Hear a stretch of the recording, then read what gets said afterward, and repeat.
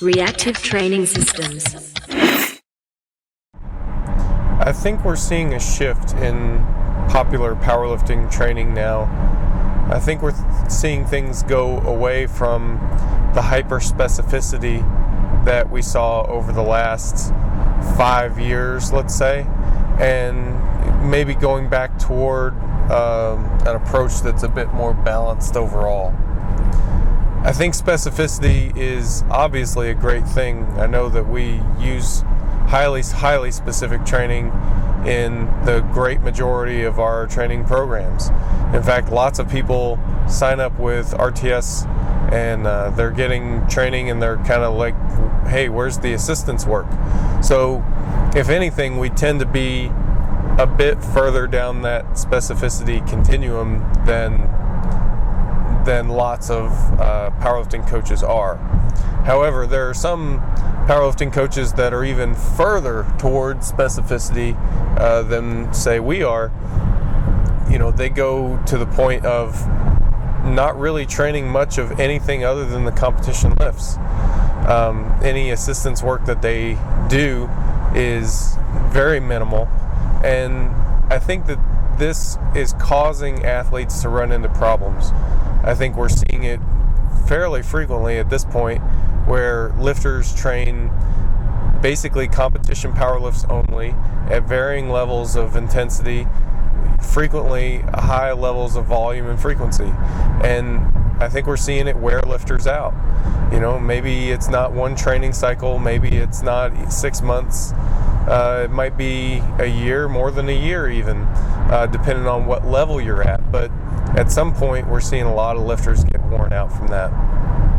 Now, is it a guarantee that if you include more variety that your training longevity is better? No, we're dealing in probabilities here. So we're talking about doing something to diversify your risk a little bit.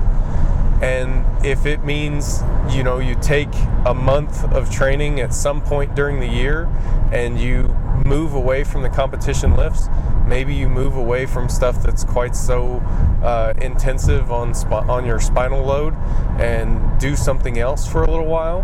You train some slightly different motor patterns, you train some different joint angles than what you're used to.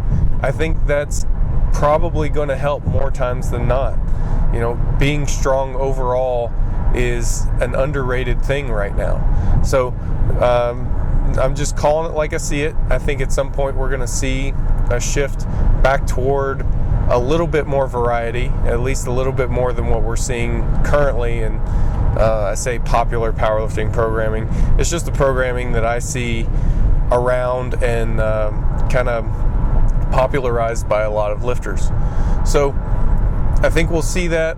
I know that in the training that I've written, I've evolved that way over the last several years.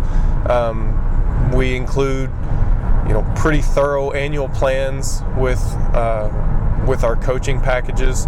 You know, it's part of an effort to keep lifters healthy over the long term. You know, keep them developed in some semblance of balance over the long term. And so far it's helped. We see fewer and fewer injuries and you know, more long-term progress as time goes on. And for anybody who's in this game who knows that they're in it for the long term, that's something that's really important.